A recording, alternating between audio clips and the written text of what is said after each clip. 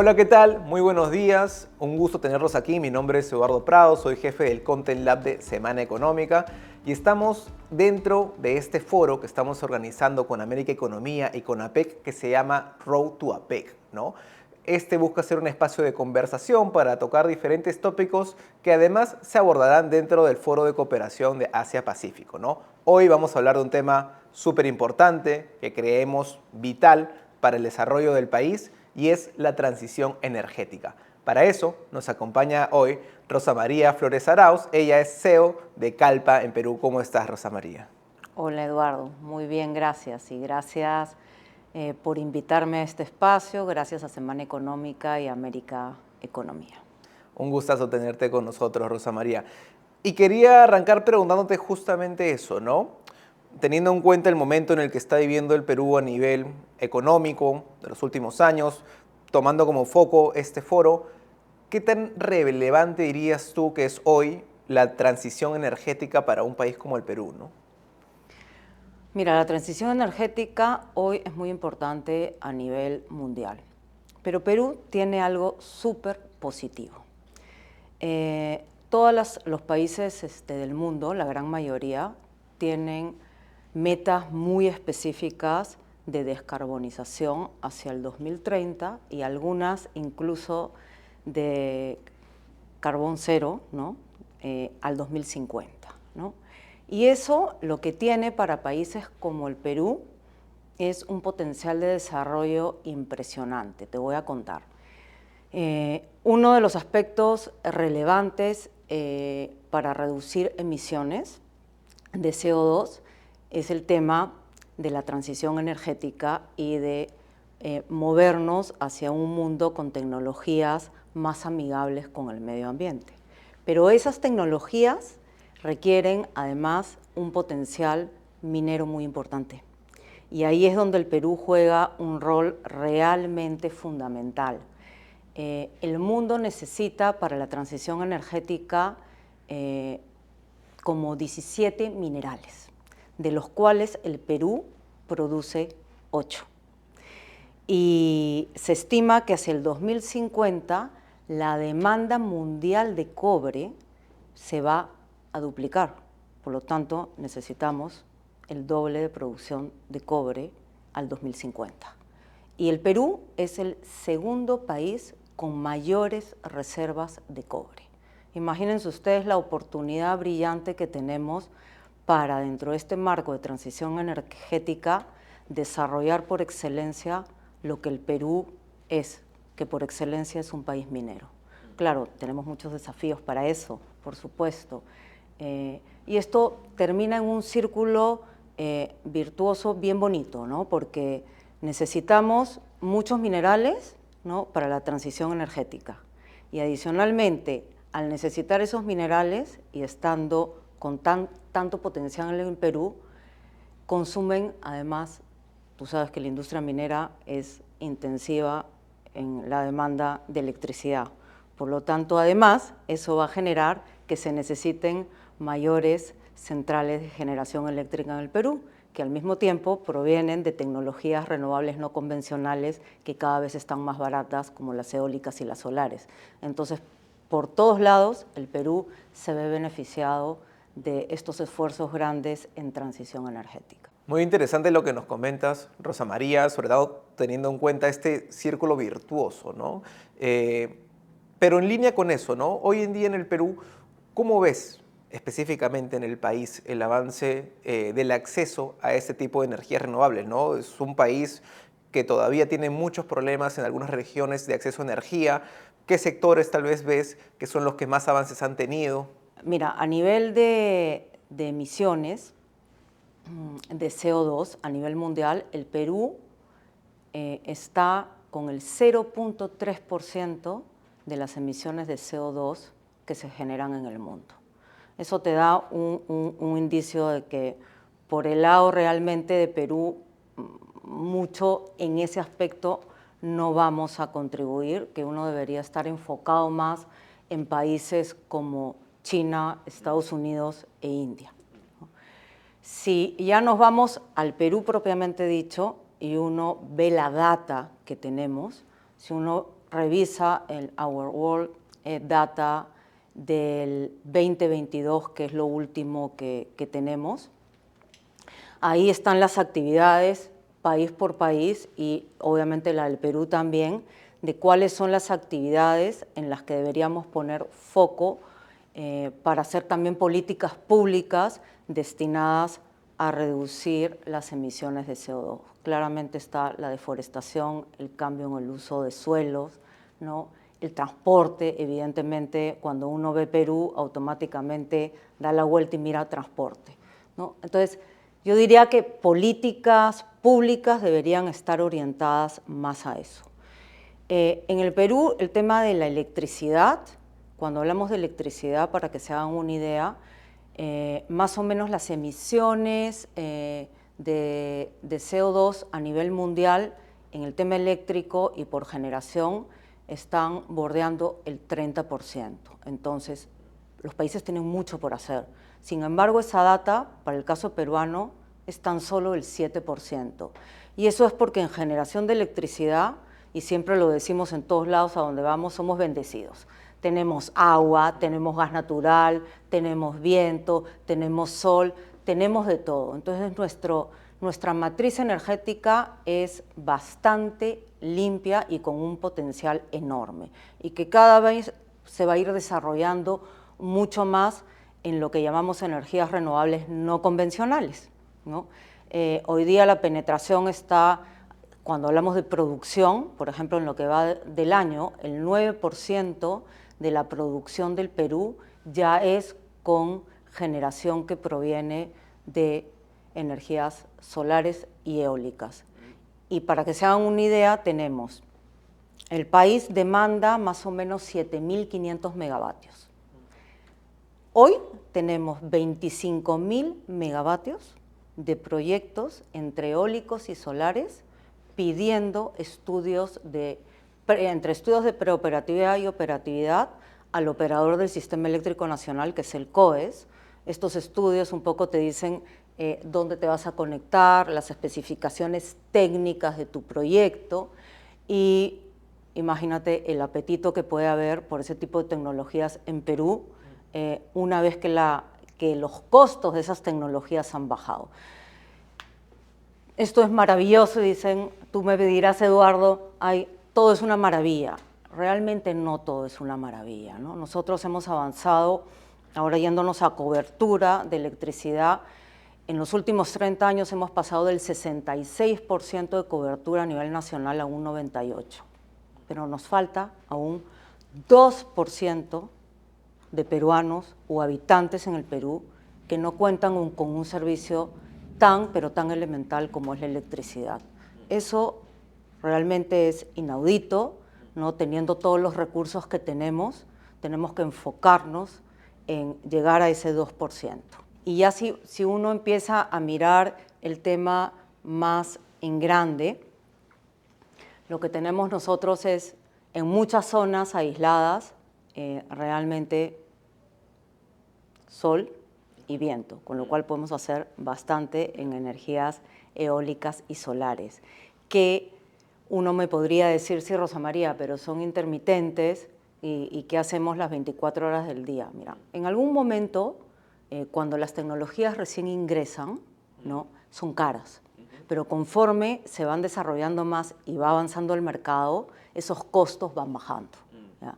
Y eso es lo que tarde o temprano va a suceder también con el almacenamiento, con los sistemas de almacenamiento, con las baterías para poder almacenar energía a gran escala. Entonces, justo esos sitios son ideales para combinar sol con almacenamiento, viento con almacenamiento, que al final y al cabo van a ser tecnologías y soluciones mucho menos costosas que hacer tendidos de líneas de transmisión de cientos de kilómetros para abastecer poca demanda en sitios muy alejados, ¿no? Entonces, se pueden hacer muchas cosas. Yo lo que diría es que lo que sí necesitamos es juntarnos el Estado con el sector privado, volver a tener confianza mutuamente y trabajar de la mano para eso. Claro. Muy interesante lo que me comentas, Rosa María. Y ahora, también existe un compromiso por llegar en el Perú, ¿no?, al 20% de energía renovable. ¿Cómo alcanzar esa meta, ¿no? ¿Qué actores se tienen que alinear para justamente intentar cumplir ese compromiso? Yo, yo lo pondría en contexto. El Perú es un país muy, muy distinto al resto. Hay muchas economías que están bien enmarcadas en reducir o descarbonizar, digamos, el sector eléctrico, porque han estado muy expuestos y utilizando mucho carbón y diésel.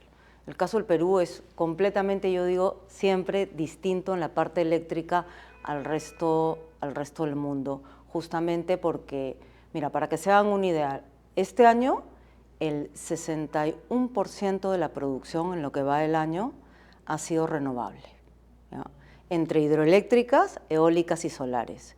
Y si queremos hablar solamente de renovables no convencionales, eólicas y solares, estamos alrededor del 9%.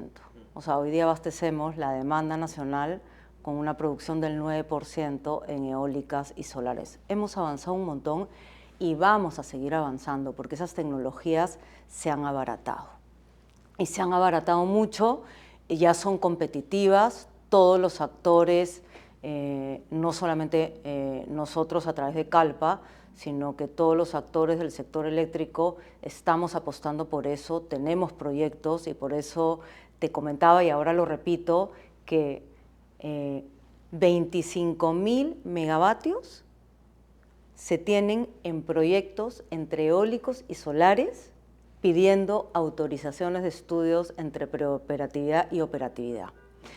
Sin embargo, el desafío ya no está en realmente desarrollar proyectos, sino el desafío yo te diría que está en dos cosas, porque esas tecnologías ya son competitivas, entran por sí solas, no se tiene que hacer mucho en el tema de transición energética por ese lado, sino lo que tenemos que empezar a ir viendo y adelantarnos es que este tipo de tecnologías, por ser intermitentes, requieren de muchos servicios auxiliares. Entonces tenemos que trabajar la regulación para un mercado de servicios auxiliares o lo que muchos conocen en el sector eléctrico como servicios complementarios. Pero además de eso, el Perú se ha enfocado muchísimo en tener un sistema de transmisión robusto a nivel nacional, justamente para poder trasladar digamos, los electrones, ¿no es cierto?, del centro al sur, del centro al norte y por todos lados, y no tener problemas como lo han tenido países muy cercanos al nuestro, acá en la región. Entonces tenemos que seguir trabajando para que el sector transmisión siga siendo un sector robusto, se sigan dando los refuerzos y las ampliaciones que se requieran y dar un sistema jurídico que haga que los permisos sean más fáciles. Yo te diría que iría por esos dos lados. Ahora, me gustaría dar una información adicional que es importante. Cuando uno habla digamos, del Foro Económico Mundial y ve la estadística de Perú con respecto al mundo en transición energética, nosotros estamos en el puesto 47 de 120 economías. Y ese 47 podría mejorar muchísimo, yo te digo, con una sola cosa, porque para hacer el cálculo de cómo estás, agregan y miden el tema de la accesibilidad. Y como te he dicho, ahí justamente es donde estamos débiles, ¿no? Porque el 2% todavía de habitantes no cuentan con este servicio, ese es el acceso. Si eso lo mejoramos, ya no vamos a estar en el puesto 47, vamos a estar mucho mejor. Ahora, yo creo que uno tiene que poner énfasis en otras actividades que sí estamos muy... Claro. Ahora, también tenemos que adelantarnos en el tema de la regulación para lo que se nos vienen, ¿no?, que son las baterías, ¿no? Hoy día en el Perú muchos de los generadores, incluidos nosotros, hemos desarrollado proyectos importantes de almacenamiento de baterías, lo que le llamamos BESS, las BESS. Sin embargo, solamente para poder dar estos servicios complementarios y regulación secundaria de frecuencia. Sin embargo, se viene a gran escala. Hoy todavía es caro, pero en algún momento, como toda nueva tecnología, se introduce al mercado y los costos se abaratan y tenemos que estar preparados con la regulación, la permisología y todo, y que no nos pase lo que muchas veces nos pasa, que es que todo lo tenemos que hacer rápido porque no estamos pensando con planeamiento estratégico de mediano y largo plazo. Claro. Súper importante lo que comentas, Rosa María, sobre todo teniendo en cuenta este progreso que está teniendo el país en cuanto a energías renovables, ¿no? Pero poniendo un poco ya el foco en Calpa, ¿no? Actualmente entiendo que el 44% de su portafolio ya es o se produce a raíz de energías renovables. ¿Cuáles son sus metas a largo plazo y qué cosas planean hacer para alcanzarlas, ¿no? Mira, nosotros hoy día tenemos 2.237 megavatios de capacidad instalada entre las 3 hidroeléctricas que operamos en Carhuaquero, Cañón del Pato y Cerro del Águila, los 2 ciclos combinados a gas natural y la BES. Y tú dirás, bueno, agua, gas, BES, el sol, el viento, por favor, ¿qué pasa con ustedes con las solares y eólicas? Calpa es una compañía muy ágil y que siempre hemos venido acompañando el crecimiento de la demanda en el país, ¿no? Y siempre estando conforme tenemos que entrar porque la demanda creció y porque las tecnologías se abarataron. Y bueno, y hoy día, obviamente, cuando hablamos de eólicas y solares en general de renovables no convencionales, son tecnologías que ya no son lo que eran hace 10 años. Y se pueden introducir sin necesidad de ningún tipo de regulación ad hoc ni subsidios.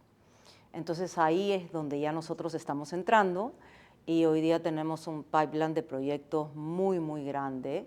De hecho, estamos impulsando bastante el desarrollo del hub solar, como lo llamamos nosotros, de 1.000 megavatios entre un proyecto nuestro en construcción y adicionalmente energía que le estamos comprando a otros proyectos para que se hagan factibles y adicionalmente nosotros podamos tener más energía de proyectos renovables no convencionales y podamos hacer frente a lo que muchos de nuestros clientes nos piden, que es tener suministro de energía verde. Y también estamos estudiando algunos proyectos de viento por 600 megavatios que en su momento anunciaremos. Y la combinación de todo esto lo que hará es evidentemente que sigamos teniendo este portafolio que siempre hemos querido tener bien diversificado con todas las tecnologías y recursos que el Perú tiene para seguir acompañando el crecimiento de nuestro país. Porque como bien dices, son ahora las empresas quienes demandan también más el acceso a esta energía, ¿no? Sí, sí, exactamente, ¿no? Pero es súper importante tener un balance en el sector de generación de electricidad justamente para uno, minimizar riesgos y dos, tener también el complemento que requieren las eólicas y las solares. Claro. Y ya para ir cerrando, hemos hablado de este reto mayor del 2%, hemos hablado de cómo las energías renovables empiezan a hacerse un espacio cada vez mayor dentro del portafolio de energía en el Perú. ¿Cuáles son para ti esos principales desafíos pendientes que todavía tiene el país para seguir avanzando en cuanto a seguir construyendo energía renovable en el Perú, ¿no? Mira, yo te diría que, a ver, voy a hablar en términos generales en este orden, si me lo permites. Generación, transmisión, distribución y cerrar con minería. ¿No? A nivel de generación, transición energética, retos, yo diría que no tenemos. Como te digo, retos así grandes a nivel de generación de electricidad. A diferencia de otros países, tenemos agua, gas natural, sol, viento, todo se debería dar de forma natural, acompañando el crecimiento del país. En donde sí tenemos que trabajar es, como te digo, en algún tipo de regulación que está pendiente para introducir al mercado servicios complementarios y empezar a trabajar en la regulación y permisología que se requiere para baterías a gran escala, ¿no? Y en un futuro, cuando el hidrógeno verde también tengamos acceso y, digamos, por tema de costo se abarate también. Eso es lo que tenemos que hacer. En transmisión de electricidad yo diría que el sistema es robusto y tenemos que cuidar que lo siga siendo, ¿no? Que el plan de transmisión que hace y ejecuta el COES, de acuerdo a toda la información que tiene de demanda, de oferta, de proyectos, de todo, realmente ese plan se lleve a cabo y se ejecute, ¿no? Para todo es igual, tenemos que hacer lo que todas las industrias del Perú piden, que es agilidad en los permisos o simplificación de permisos, ¿no? Y en el tema de distribución, ahí tenemos los retos que son, desde mi punto de vista, más importantes, ¿no? Porque cuando uno se va a varias partes del país, te encuentras con muchos clientes, y para no hablar solamente de Calpa, y hablemos de todo el país, distinto tipo de industrias que te piden, yo quiero ampliar mi producción, y sin embargo no puedo porque estoy conectado al área de distribución, y cuando le toco la puerta a la distribuidora, ¿no?, me dice que o no puede hacerlo o se demora mucho en los recursos porque hay una limitación muy grande a nivel de ampliación de redes en las distribuidoras del Estado, en regiones. Acuérdense que en el Perú, en verdad, distribución privada solamente es Lima, Ica. Y ahí tenemos un reto muy importante, que es cómo ayudamos a las distribuidoras del Estado a ser más rápidas y que tengan los recursos necesarios para ampliar redes y mejorar calidad. Eso es reto así indispensable. Y a nivel de electrificación rural creo que hemos hablado bastante, todavía tenemos mucho por hacer y creo que podemos hacer todos algo en conjunto muy rápido. Yo finalizo con algo positivo. El Perú está pasando por momentos complicados. Creo que todos, cuando vemos noticias, terminamos un poco deprimidos por distintos problemas.